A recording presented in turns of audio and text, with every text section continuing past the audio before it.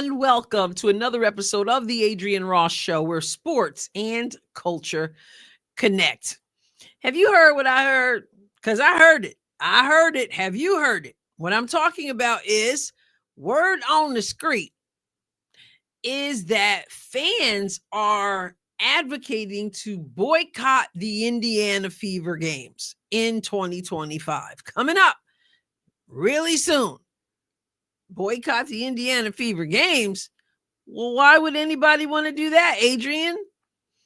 Well, apparently people really watch the games when Indiana Fever plays and the fans get excited about it and they want to, well, wait, isn't that what basketball is supposed to be about? Isn't that what you want? You want people to watch? I mean, doesn't that make sense? Well, this isn't anything about sense. This is about other stuff. Other stuff like what? Like, what else could there be? This is basketball and a business, right? Well, yeah, but you're making too much sense. That doesn't work in the times we're living in the culture we're living in with today's fans or today's anti-Caitlin Clark observers. Oh, okay. I get it now. I'm sure you get it now too. 41 out of 44 games will be on national television, and it's the Indiana Fever, and it only makes sense. And I did a video earlier in which I pointed out everyone will have an opportunity to shine. Because people watch Indiana on television, everybody will have an opportunity to watch these other teams. Indiana is not playing itself. Indiana is playing other teams. So everyone gets an opportunity. Okay, I did that video. Go check it out. It was good. A rising tide lifts all boats. So all aboard. All aboard. Now, I'm not really moved much by a few people on social media like X talking about boycotting or organizing a boycott. All that. I'm not really moved by a few people who are upset that the Indiana Fever will have all these games on national television. I mean, like, really? But I'm talking about it because it highlights what is really going on here. Because it's not basketball. It's not about basketball. The people who are talking about boycotting, the people who are upset about it, that the Indiana Fever is getting all the attention and it's not just about them and all that. It's not basketball about them. It's not about the WNBA growth. But in many ways, and for many people, I might even say most people who have been anti-Fever, anti-Caitlin Clark, it has never been about basketball. But before I get deep into that, let's go over to the cesspool known as Twitter and look at some of the let's look at the comments about this. I'll start over here on Rosalina Lee's page, and she posted, now, quote unquote, fans want to boycott the Indiana Fever games. I'd kind of be upset at these people not wanting the WNBA to grow if this was actually going to make a big difference, which is not, but you'll see right here, this screenshot. Is it possible to boycott just one team's games? Like we all just illegally stream them if they're playing one of our teams? Someone says, that's the plan. Okay, you got 23 hearts, 21 comments on this, 2 hearts, 1 comment on this. Can you just boycott one team's games? Illegally stream. Let me just give you a hint. Not that I know a lot about illegal activity, but if you're going to do something illegal, you probably don't want to announce it on social media. Just a thought. I don't want to spend a whole lot of time on the comments, but you can just see a few things here. This is going to be so awesome when they have to acknowledge how many Fever fans there really are versus OG haters. Viewership for Fever games in 2024 was 1.7 million. I doubt a dozen green-eyed monsters will be missed. But best of luck with your girl cot. Anyway, this is on Rosalina Lee's page, and so there are a lot of comments there with people who appear to be Fever fans, but other people out there are like, okay, let's do the boycott, and this is so unfair. Nick Andre on Twitter posted, so the Indiana Fever will have more nationally televised games this season than the last two WNBA champions. Got it. Okay. And let's see, one comment here. Y'all need to cut the fake shock act and fast. Follow the money. It's the smart thing to do. Get as many eyeballs as you can now, and a bigger pot will occur when Juju is drafted. Someone else says, almost as if the Indiana Fever don't have the single player that gained that league the most attention it's ever got. Y'all never heard of marketing before? The jealousy of that white girl's attention really shows. Interesting. Y'all don't understand marketing, jealousy, white girl, all of those things mentioned in the same comment. I'm going to get back to my point when I say it has nothing to do with basketball.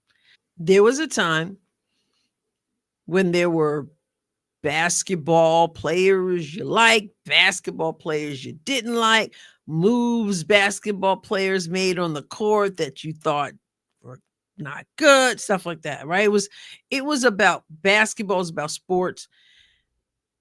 For these people who suffer from Caitlin Clark derangement syndrome, it's not about basketball. See, basketball players understand how this thing works. They understand that to grow, you obviously are going to give more attention to, more television time to the people the fans want to see.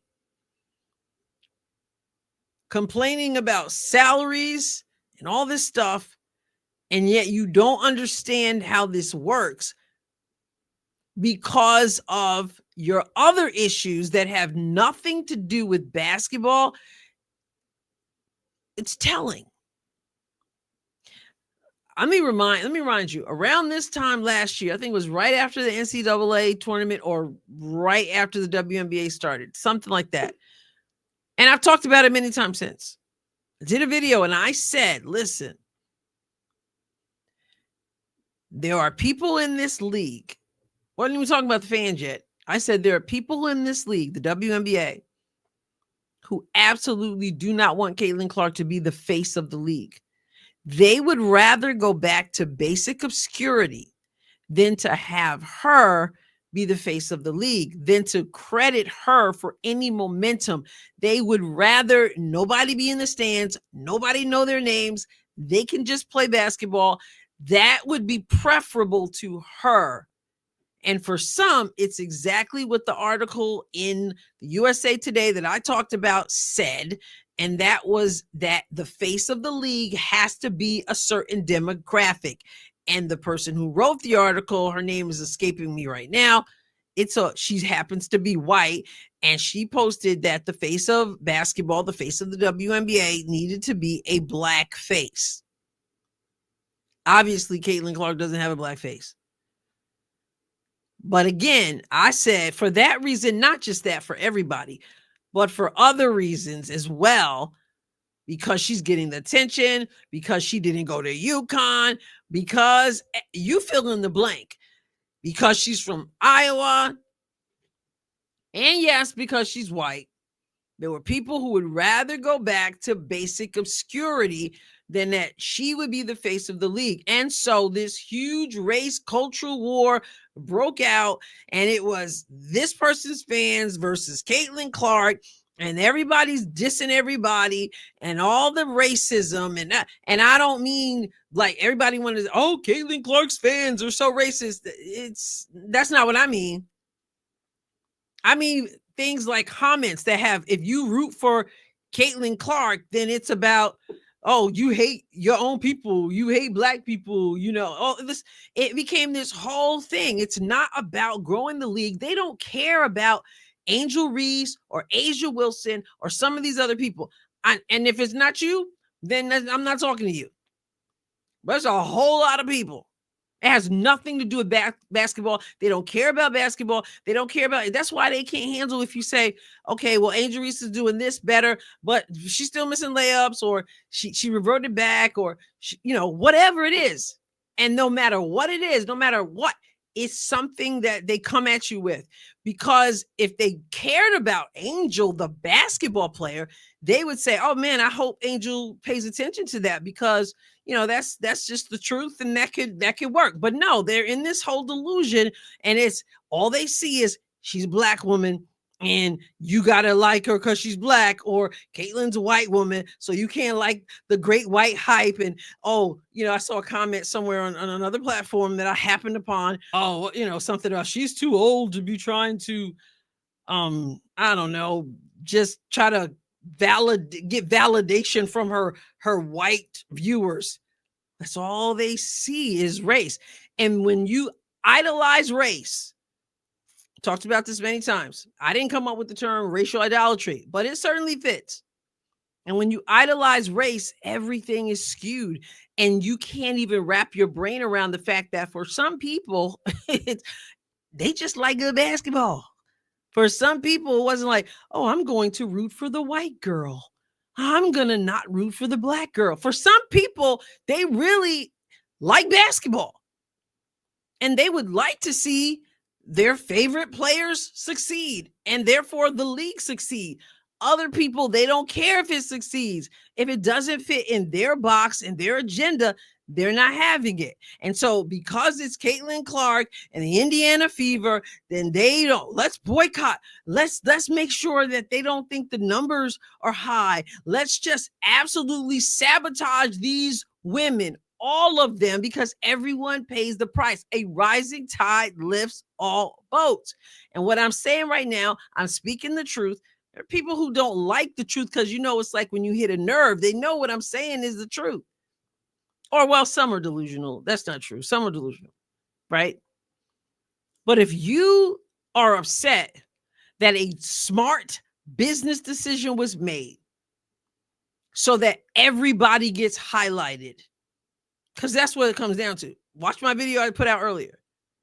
If that's, it's because it's not about basketball. It's because it's this derangement syndrome.